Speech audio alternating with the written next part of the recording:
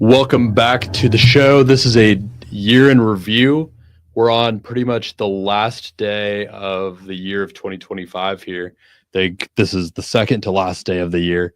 And this is actually just a pre recorded episode that we did so that we could make sure we got this out to you guys in a timely manner.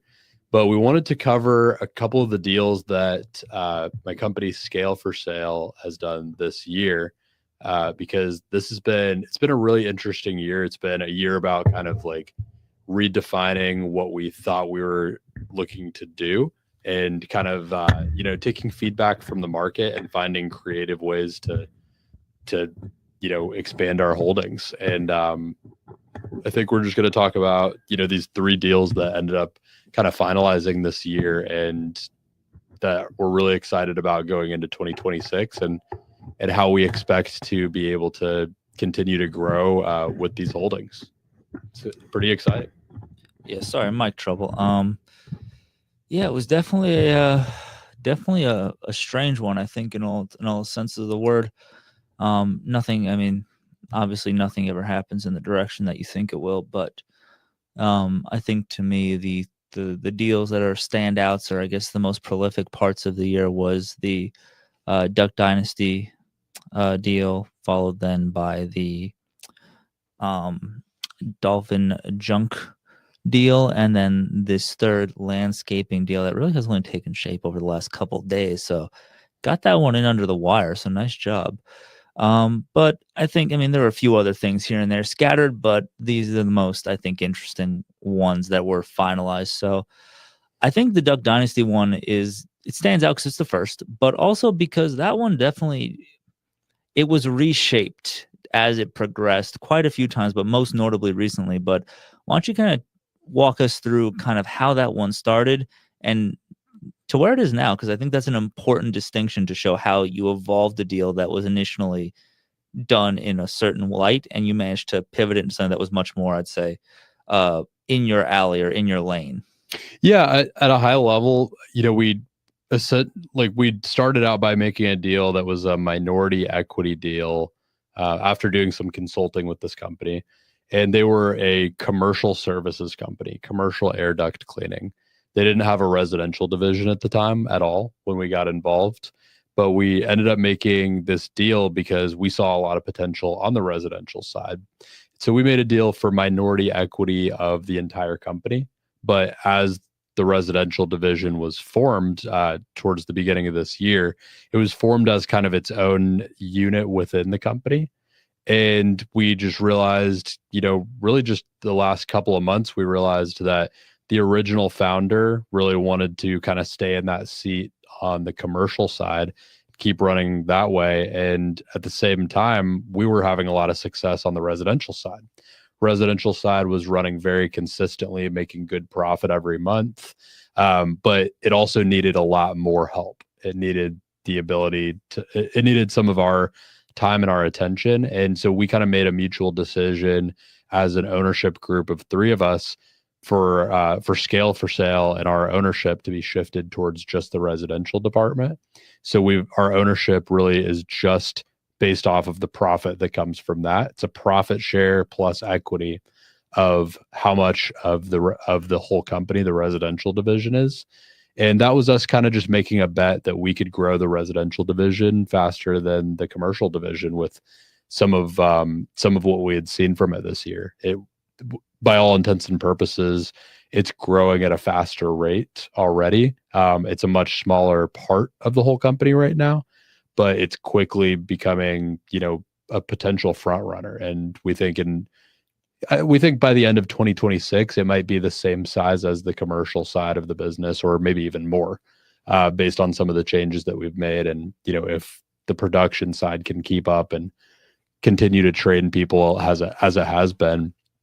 And particularly a lot of the things that we've unlocked with AI this year, towards the end of this year, make us incredibly powerful on the residential side of this business. We can book meetings or book assessments that turn into jobs at an alarmingly quick rate without as much human involvement, just almost overnight. It's not really something that it's not really something where the technology was good enough for us to make that deep dive into it before about the second half of this year.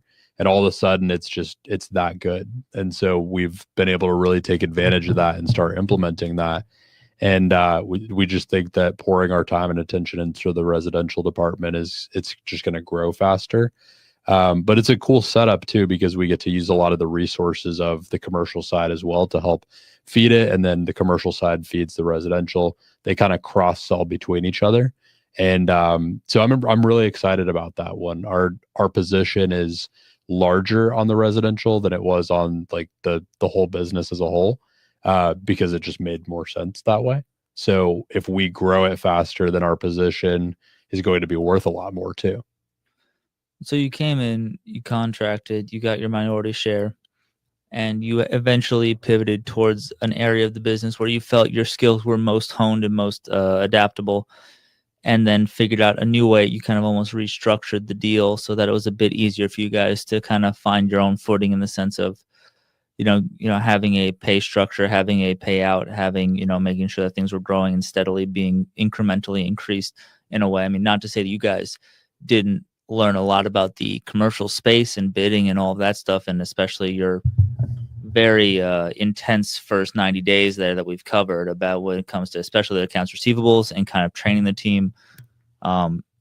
It truly, that one I think is why, to me, the deal has evolved from a sort of a smaller, very singular thing into, like you said, a deal which you're going to almost outpace an entire division with a fledgling part of a business. So in that sense, I think it really has, I don't know if you feel this way, but it certainly, I think, gives a lot more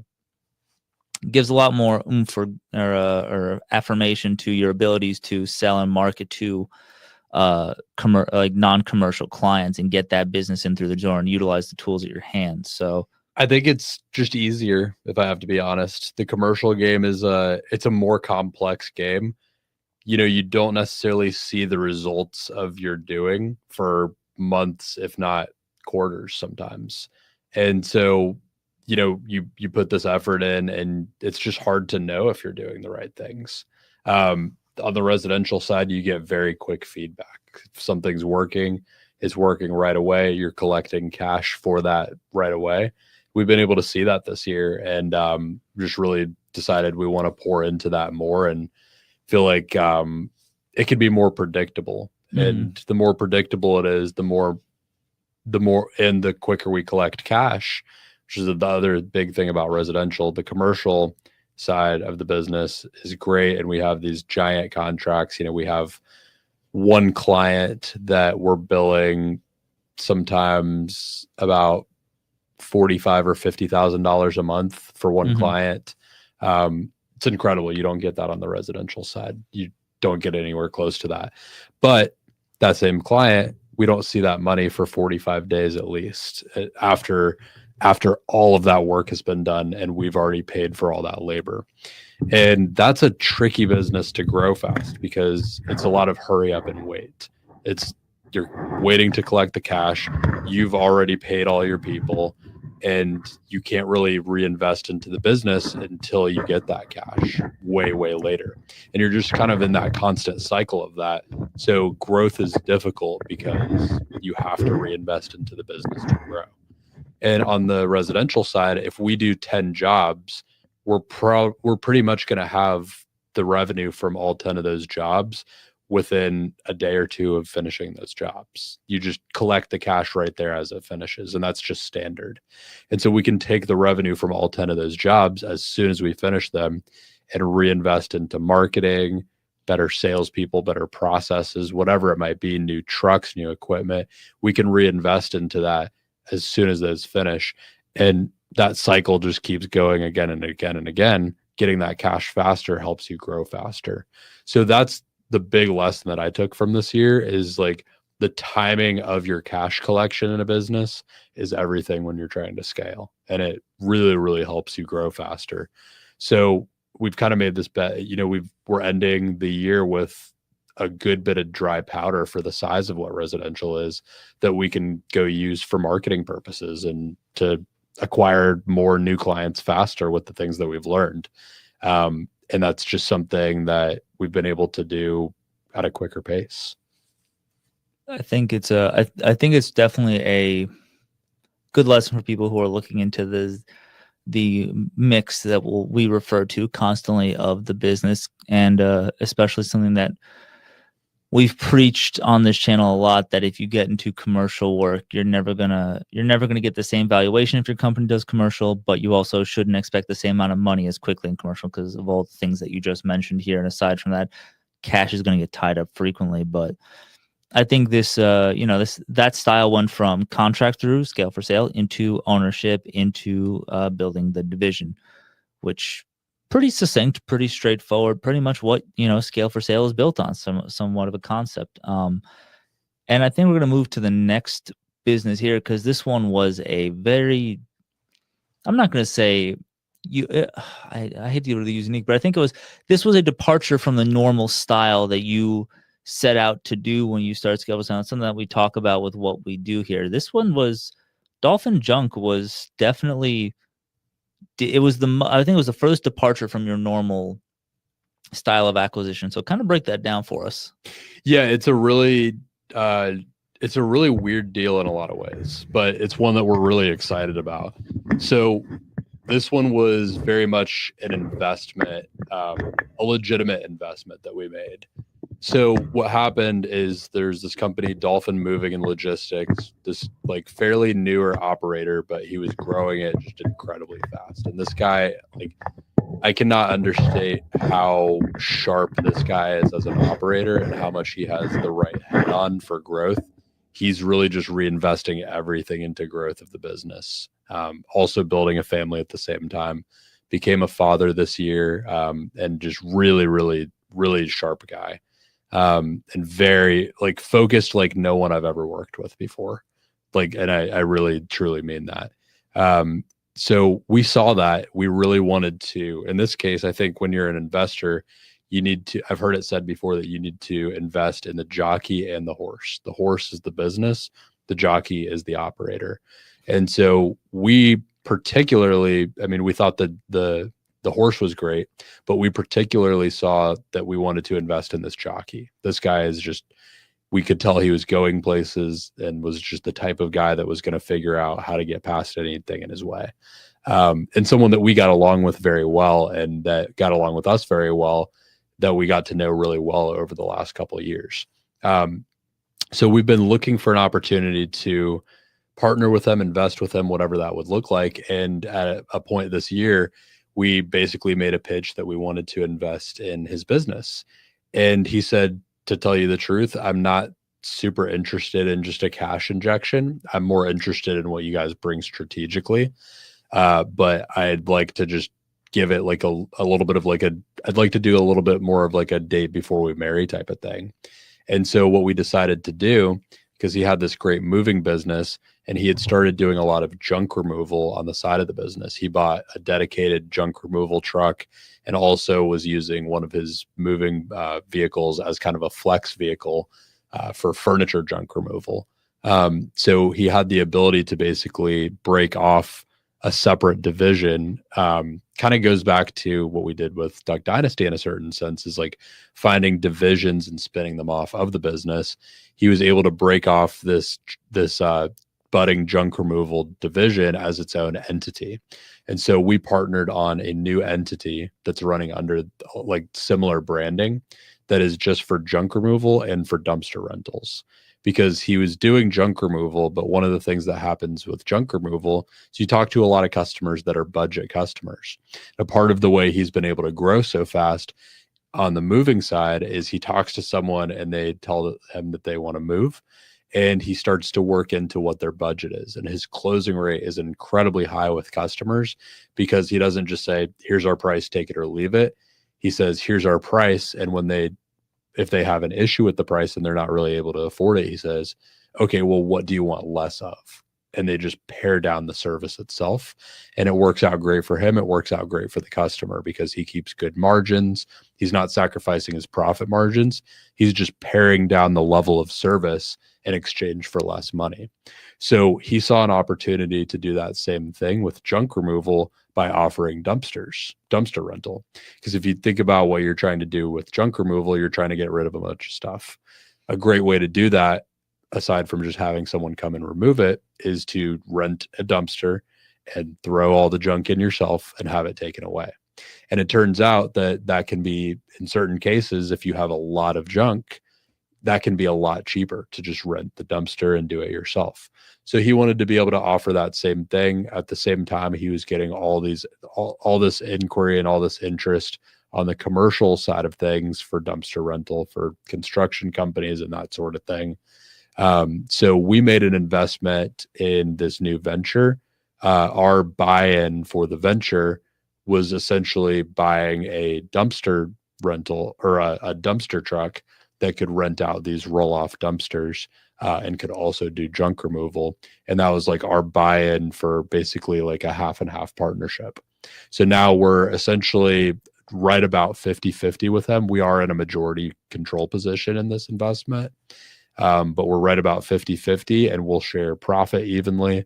And he's going to be mostly focusing on running the operations while we focus on some of the big picture strategic stuff, helping kind of like reinvest into the right assets. And particularly what we saw with this business, because it's asset heavy, to grow, you have to reinvest in a lot of dumpsters, new trucks, and that sort of thing at the right times. We saw an opportunity to be able to find some of the investors in our network that have been asking us for the right thing to invest in.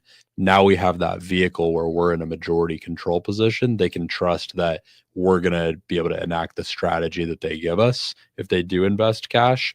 But they can also invest like we did by buying maybe a truck or a bunch of dumpsters, and their investment can still be secured by having that ownership of the assets. Even if, let's say someone invests $100,000, even if things don't go great, they like the assets have to be sold. They're controlling the downside risk because they still own those assets before we pay back the investment. And they could essentially liquidate those assets and get a lot of their money back. So they're kind of protecting their downside risk while also having a lot of upside. So we saw it as a great investment vehicle and something that could be accelerated very fast that way. And we've just had a lot of people that are interested in investing in what we're doing, and we wanted to have the right vehicle. But at the same time, it's a business that when you get past that barrier of entry of having to buy, a $75,000 dump truck and then dumpsters that are anywhere from $1,000 if you get a really good deal to a few $1,000 a piece, you get past that pretty massive barrier to entry that most people can't get into, then you start to find yourself with some really great profit margins. And that's what we saw. So in this opportunity, you went more of almost a pseudo startup where you didn't start from zero per se, but you kind of built off of the success of somebody who wanted to work with you and created your own deal, I guess. So I guess it kind of almost needs its own term. I guess really I would call it I think I would call it a spinoff. Yeah. I suppose so. I think there's a better word, but we'll use spinoff for now. Which again, it's like a spinoff joint venture. It's truly a joint venture, I think is the best way to describe it. Definitely one of the more not something we've ever seen in our network or even really proposed. So it's definitely something that people who are watching could possibly consider, because this one, you brought a lot to the table and they brought the other half of their business to kind of inject into that. So a very unique situation all in all, and one that I think is going to be a very kind of interesting case study as it progresses. Because right now it's very much in the starting stage of it for sure. And then I guess we'll cap it off with one that is just, I'd say it's done / it's like 99.9. Yeah. So Grant, my partner in the business, actually went out on assessments for this business today to start learning the sales process, and took one of our internal scale for sale, like dedicated sales reps with him, so that they could start learning the assessment process. And I got some cool updates for you on that too. I got a little bit of feedback from it to go over afterwards, but we have officially started working with them. We kind of arrived on final terms yesterday, and so now we're officially working with them. And now something that you said here that was interesting that I think might catch people off guard. You brought your Scale for Sale salesperson to the site of this for the job sites of this business. Don't they have salespeople, or kind of elaborate on that? What this deal looked like? So this is a small home service landscaping business that has figured out something really, really well. They've got a really unique product that they're delivering. They're doing these custom designed home gardens, and it's all like edible gardens and like these like complex like wildscaped gardens that they're doing for very high ticket prices. These are like high end luxury gardens that they're building, to the tune of anywhere from like $10,000 to $50,000+ per garden.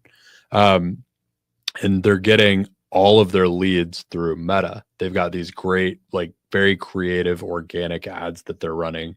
They're doing a lot of video around what they're doing, and people find it very compelling and unique and really resonate with the story of why they started and why they're in it. And so they've got this like very, very great conversion on Meta ads where they're getting like 50, 60 leads a month, but they just haven't been able to really make enough use out of that on the sales side because they're an early business, small business. It's two operators. It's like a husband and wife combo that are doing this together. And they've got a few kids too. They're really impressive people with how much they're able to juggle at once, but they're kind of juggling, like growing this business in its early stages. It's not a startup anymore. It's a couple years old, but it's like still in those early stages. It's very much a mom and pop business. Very much very family owned mom and pop business. And so they've really figured things out on the production side and how to install these gardens. They're continuing to get better and better on that, but they've always struggled on the sales side with a lot of like up and down because they've got this classic problem of like when they make a lot of sales, then they have to go fulfill on the production side, and they're kind of trying to do both at once. On top of that, the like most core main operator just doesn't enjoy selling. It's not something he feels skilled at or driven towards. And he hates doing it. He hates selling. He hates managing salespeople. And so we formed a relationship with these business owners and started talking to them.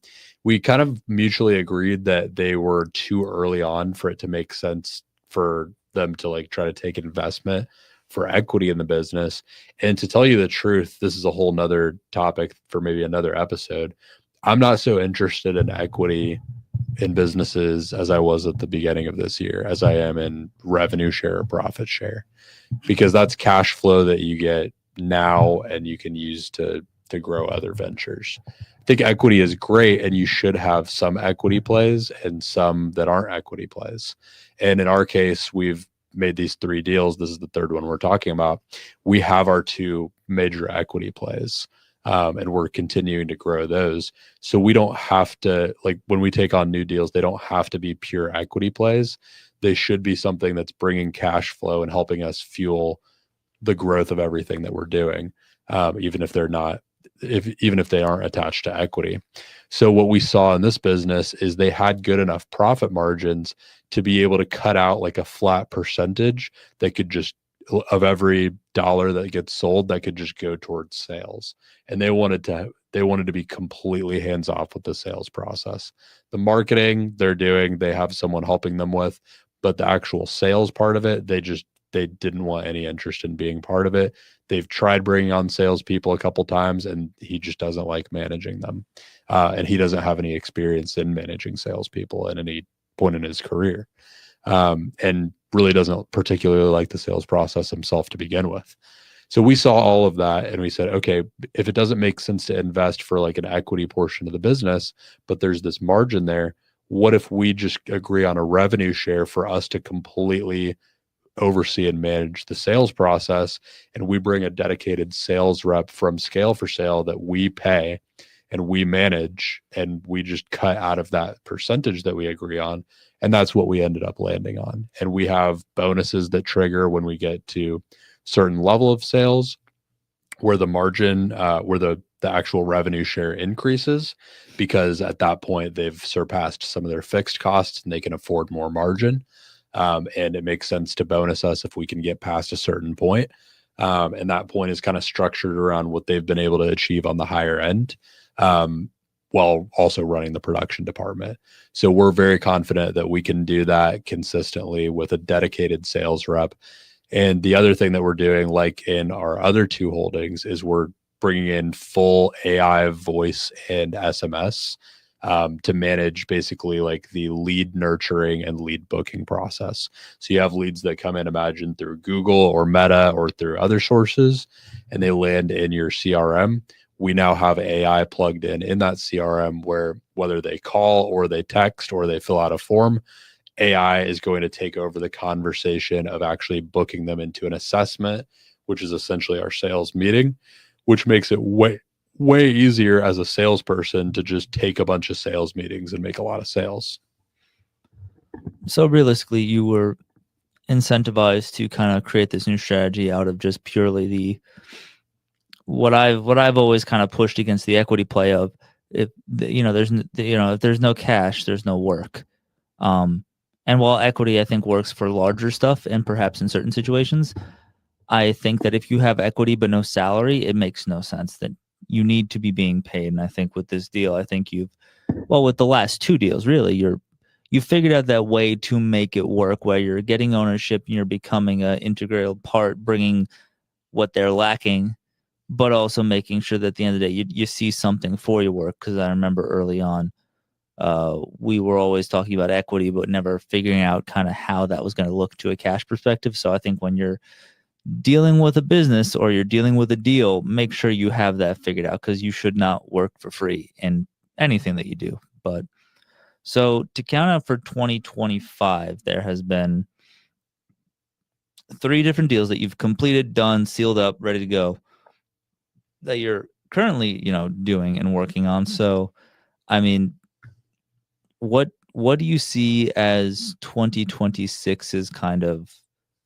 I don't want to say plan, because we are way too far out, but what sort of progress would you like to see in these? I'll say 4, because I'll include scale in there. Mm-hmm. What are out of these 4, what are your big things that you want to see happen in those? Yeah. So, and you were right to say 4, because scale for sale, we still have our consulting arm. Our consulting arm has gone, I would say, in a little bit of a different direction too. And rather than consulting, I think what we're going to look to do with that is just do more of this AI voice and SMS for other businesses that are in the home service category. I think it's going to be really easy for us to sell when we start being able to just show, hey, this is what we do for 3 of our businesses and it works really well. Here's our results. If you want it, we can do it for you. If not, whatever, we've got 3 businesses to run. That's kind of the direction that we'll be going for scale for sale consulting, is just, hey, we've got this great service. We could deliver it for you if you want it. For the other 3 businesses, it's going to be a lot of just, let's make sales and grow the production side on the same side. Luckily, in all 3, we've got very, very strong and competent operators that can handle the production side. And I think that's really the only reason that we were able to get into all 3 of these and feel confident that we can grow, is because particularly with this last one where we don't have the equity and we have less upside directly for managing part of the production side, and we really want to just be able to focus on the sales and get the benefit that comes from that. We really took a lot of time going over this with them and said, are you ready to deliver on the production side? Can you deliver on what we're going to sell on? And they're very, very confident. They've started making a lot of different subcontractor relationships. And so they've got all these different ways to expand. And they also want to make an acquisition of a bigger landscaping business to bolt on to what they're doing, to be that built out production department as soon as things are ready. And so we're very confident with that. On the Dolphin dumpsters and junk removal side, got an incredible operator that I talked about in Sean, who's proven himself on the other side. And he's also started to promote people in the field that are taking a lot of the field service part of the business away from him and allowing him to focus on growth. So we're confident he's going to continue to be able to do that.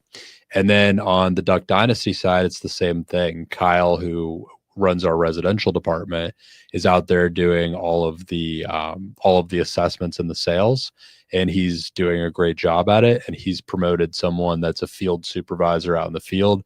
This guy Kane, who's doing an incredible job, really solid at what he's doing. Also shows a lot of promise as a salesperson, but I think we kind of need him on the production side, and he's great at it. So we've got these great operators in place for all three that we're confident we can just keep pouring into and helping them evolve and develop as leaders and what they're doing and how they have to cover their side, while we just pour into the sales side and the marketing side and kind of be those rainmakers. Like, it's going to be a season. 2026 for us is going to be a season of being rainmakers, and doing the same type and model of rainmaking just across a couple slightly different categories, but all selling in the home. And that's where the similarity comes in. What a succinct way to kind of put it. Just all the same goal across four